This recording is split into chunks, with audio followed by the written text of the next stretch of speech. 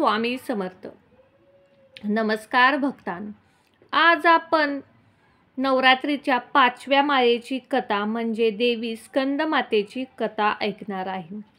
ही कथा ऐकल्याने आपल्याला व्रताचे संपूर्ण फळ मिळणार आहे. त्यामुळे भक्तांनो, या कथेकडे दुर्लक्ष करू नका. शेवटपर्यंत म्हणजे अगदी 2 मिनिटे तुम्हाला ही कथा ऐकायची आहे. शारदीय नवरात्रीचे वेगवेगळ्या दिवशी जगदंबाच्या वेगवेगळ्या रूपाची पूजा केली जाते. ही वेगळे रूपे म्हणजे देवीच्या सर्व गुणांची आणि तिच्या स्वभावाची प्रचिती देणारी आहेत. आज नवरात्रीचा 5वा दिवस. आजच्या दिवशी देवी स्कंदमातेची पूजा करण्याची परंपरा आहे. देवीचे हे रूप तिच्या मातृत्वाची जाणीव करून देणारे आहे. म्हणजेच माता स्कंदमाता एकटी नाही, तर तिच्या मांडीवर भगवान कार्तिकेय आहेत. स्कंदमातेला 4 हात आहेत. देवीच्या वरच्या दोन्ही हातात कमळाचे फूल आहे. तर भगवान कार्तिकेय स्कंद त्यांच्या मांडीवर आहेत. असे मानले जाते की स्कंदमातेच्या पूजेच्या वेळी भक्ताने व्रत आणि कथा न केल्यास भक्ताला शुभ फळ मिळत नाही. स्कंदमातेच्या व्रताची कथा काय आहे ते पाहूया. पौराणिक कथेनुसार तारकासूर नावाचा एक राक्षस होता. त्यांनी तपश्चर्या करून ब्रह्मदेवांना प्रसन्न केले होते. त्याने स्वतःला अमर होण्यासाठी ब्रह्मदेवाकडे वरदान मागितले. यानंतर ब्रह्मदेवानी त्याला समजावले की जो जन्म घेईल त्याला मारावेच लागेल. तारकासूर हे पाहून निराश झाला आणि त्याने ब्रह्मदेवाला असे करण्यास सांगितले की तो महादेवाच्या मुलाच्या हातून मरेल. त्याने हे केले कारण त्याला वाटले की भगवान शिव कधीच लग्न करणार नाहीत. मग त्याला मुलगा कसा होईल? त्यामुळे तो आयुष्यात कधीच मरणार नाही.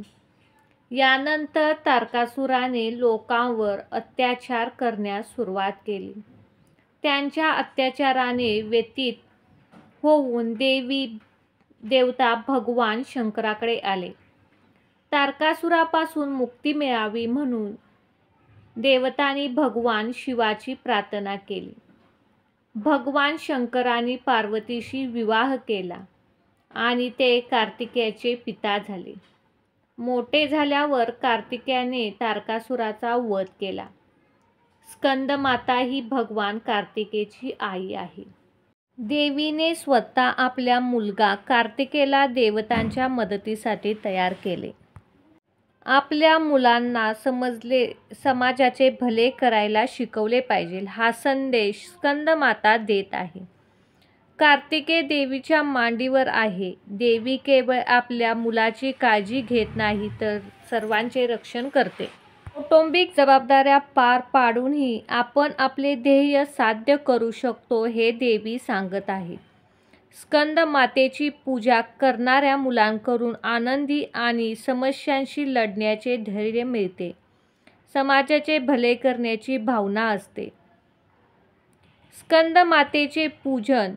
गणेश पूजनानंतर देवी पूजन सुरू करावे.